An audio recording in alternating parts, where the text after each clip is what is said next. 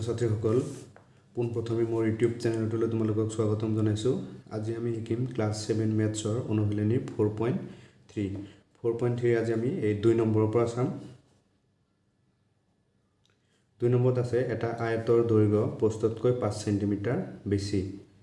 এটা আয়তৰ দৈৰ্ঘ্য প্ৰস্থতকৈ 5 সেন্টিমিটাৰ বেছি। প্ৰস্থ যদি 1 সেন্টিমিটাৰ হয় 5 সেন্টিমিটাৰ বেছি বুলি কৈছে। প্ৰস্থ যদি 1 সেন্টিমিটাৰ হয়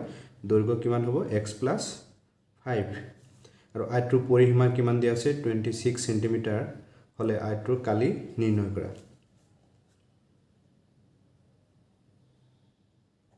এটা আমি প্ৰথম ধৰি ল'ব লাগিব। ধৰা হল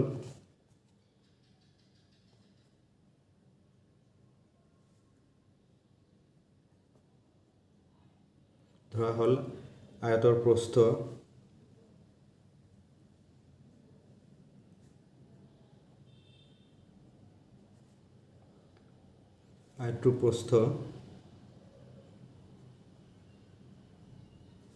সমান x সেন্টিমিটাৰ। কি কৈছে যে আয়তৰ দৈৰ্ঘ্য প্ৰস্থতকৈ 5 সেন্টিমিটাৰ বেছি। আয়তৰ প্ৰস্থ আমি 1 সেন্টিমিটাৰ ধৰিলো, এতিয়া দৈৰ্ঘ্য বেছি বুলি ক'লে কি হ'ব প্লাস হ'ব। এতেকে আয়তৰ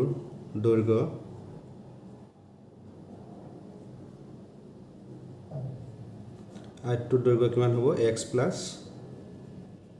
5 সেন্টিমিটাৰ। আয়তৰ প্ৰস্থ কি হ'ল আমাৰ x + আয়তৰ প্ৰস্থ ধৰিছো আমি 1 সেন্টিমিটাৰ আৰু আয়তৰ দৈৰ্ঘ্য হ'ল x + 5 সেন্টিমিটাৰ। এটা হ'ল আমাৰ আয়তৰ পৰিসীমা কিমান দিয়া আছে 26 সেন্টিমিটাৰ। এতেকে আয়তৰ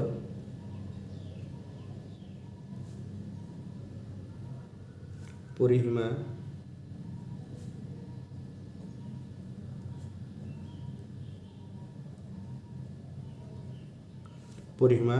সমান কিমান দিয়া আছে 26 সেন্টিমিটাৰ। তে আয়তৰ পৰিসীমাৰ সূত্ৰ কি আছিল আমাৰ 2 * দিক যোগ প্ৰস্থ। পৰিসীমাৰ সূত্ৰ কি আছিল আমাৰ 2 * দিক যোগ প্ৰস্থ ইকুৱেলছ টু কিমান আছে আমাৰ 26। এতিয়া আমি 2 দিগৰ মান কিমান পাইছো 1 সেন্টিমিটাৰ, ইয়াত x বহুৱাই দিম প্লাস প্ৰস্থ কিমান পাইছো x + 5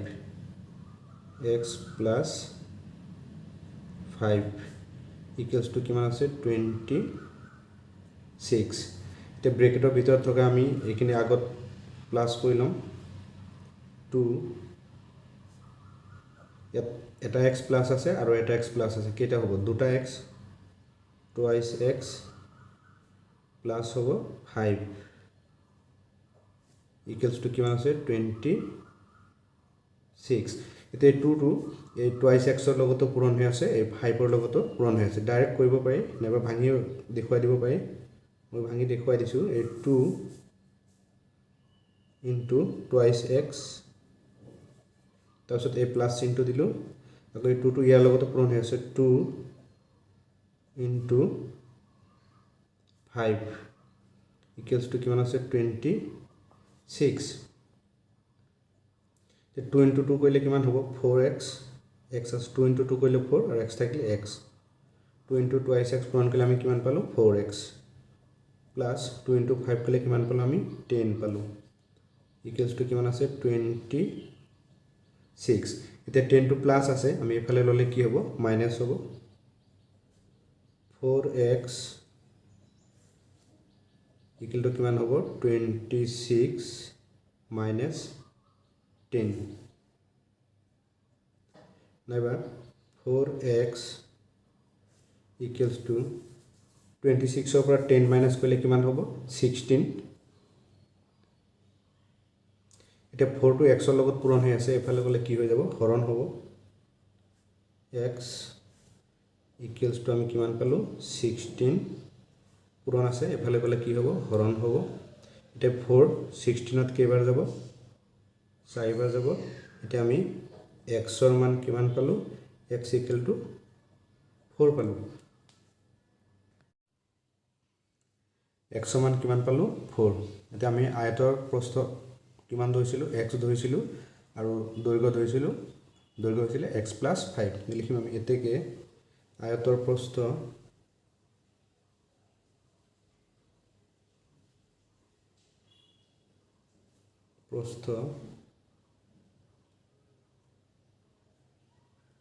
x ধৰিছিলোঁ তাৰমানে x ৰ মান কিমান পাইছোঁ আমি 4 পাইছোঁ মানে 4 সেন্টিমিটাৰ হ'ব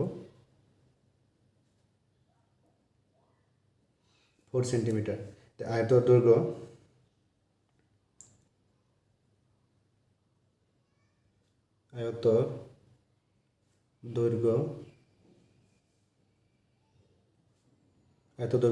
কিমান পাইছিলোঁ আমি x + 5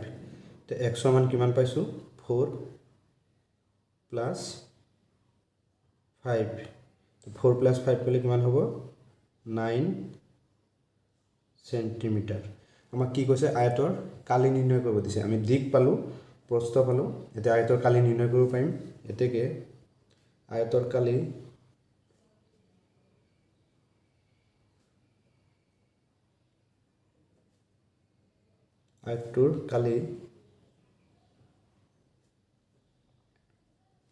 আয়তৰ কালিৰ ফৰ্মুলা কি আছিল আমাৰ দিক পূৰণ প্ৰস্থ দিক ইনটু প্ৰস্থ দিক বা দৈৰ্ঘ্য একেটাই আমাৰ আয়তৰ কালি নিৰ্ণয় কৰিব দিছে আমি দৈৰ্ঘ্য বা দিক কিমান পাইছোঁ দৈৰ্ঘ্য পাইছোঁ 9 ইনটু প্ৰস্থ কিমান পাইছোঁ 4 তো 4 ইনটু 9 কৰিলে কিমান পাম আমি 36 বৰ্গ সেন্টিমিটাৰ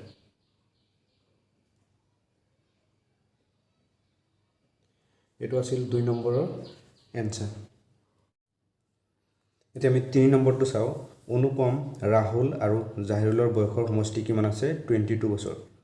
অনুপম ৰাহুলতকৈ 1 বছৰ সৰু জাহিৰুল ৰাহুলতকৈ 2 বছৰ ডাঙৰ হলে তেওঁলোকৰ বয়স নিৰ্ণয় কৰা তাৰমানে আমাৰ কি হ'ব যদি সৰু হয় তেতিয়া মাইনাস হ'ব আৰু ডাঙৰ হলে কি হ'ব প্লাস হ'ব এতিয়া আমি ইয়াত কি কৈছে অনুপম ৰাহুলতকৈ 1 বছৰ সৰু বুলি কৈছে এতিয়া আমি ৰাহুলৰ বয়স যদি x বছৰ ধৰো এতিয়া অনুপমৰ বয়স কিমান হ'ব x - 1 হ'ব আৰু জাহিৰুল ৰাহুলতকৈ 2 বছৰ ডাঙৰ বুলি কৈছে আমি ৰাহুলৰ বয়স কিমান ধৰিছিলো x বছৰ এতিয়া জাহিৰুলৰ বয়স কিমান হ'ব x +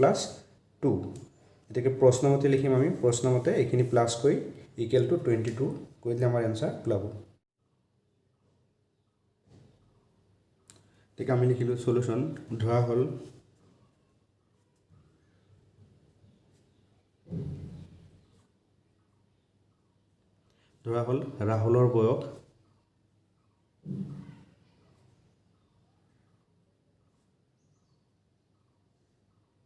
ৰাহুলৰ বয়স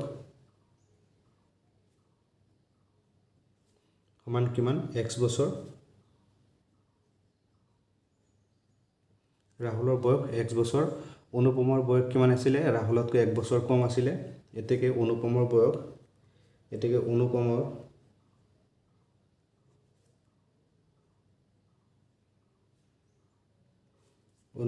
বয়স ৰাহুলতকৈ 1 বছৰ কম আছিল কম মানে কি মাইনাস এটা কি হ'ব x - 1 বছৰ ব্ৰেকেট দিলেও হ'ব নিদিলে হ'ব তাৰ পিছত আকৌ কি কৈছিল জাহিৰুলৰ বয়স ৰাহুলতকৈ কি আছিল 2 বছৰ বেছি আছিল এতেকে নেবা আৰু জাহিৰুলৰ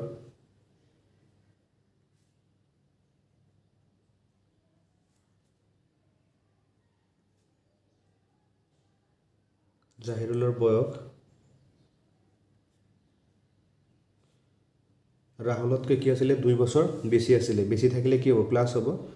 ৰাহুলৰ বয়স আছিল x বছৰ এই ৰাহুলতকৈ 2 বছৰ বেছি আছিল বা ডাঙৰ আছিল কি হ'ব প্লাস বছৰ মানে x + 2 বছৰ তেকি প্ৰশ্নমতে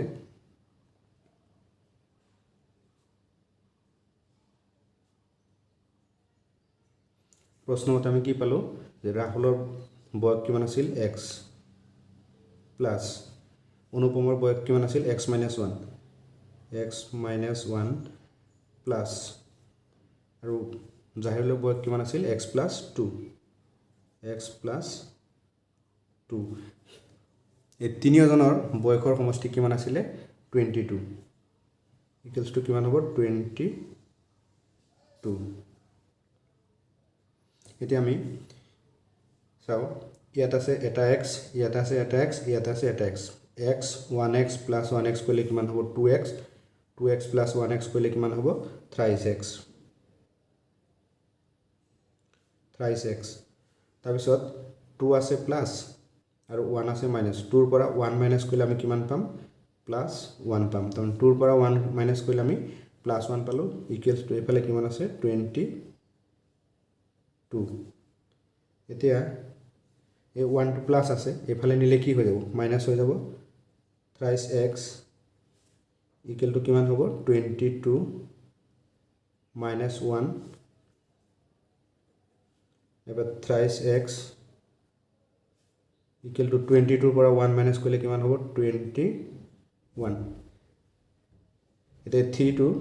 পূৰণ হৈ আছে x ৰ লগত এফালে গলে কি হ'ব হৰণ হ'ব তাৰমানে x ইকুৱেল টু আমি লিখিব পাৰিম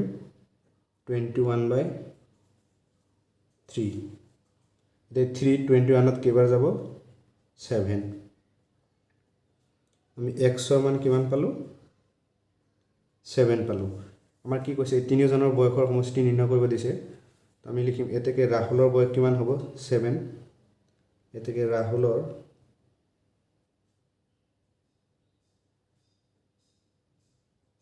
ৰাহুলৰ বয়স আমি কি x বুলি ধৰিছিলো x ৰ মান কিমান পালো আমি 7 তো কিমান হ'ব 7 বছৰ আৰু অনুপমৰ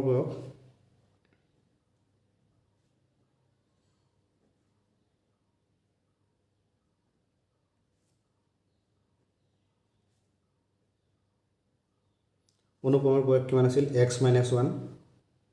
x - 1 x ৰ মান কিমান পাইছো আমি 7 7 ৰ পৰা 1 মাইনাস কৰিলে কিমান পাম আমি 6 অনুপমৰ বয়স হ'ল 6 বছৰ আৰু কি থাকিল জাহিৰুলৰ বয়স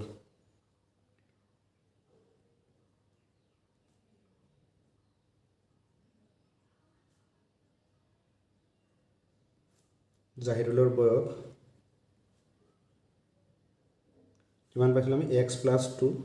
x + 2 x ৰ মান কিমান পাইছো আমি 7 + 2 ইকুৱেলছ টু কিমান হ'ব 7 ৰ লগত 2 প্লাস কৰিলে 9 বছৰ এটো আছিল 3 নম্বৰৰ এনসাৰ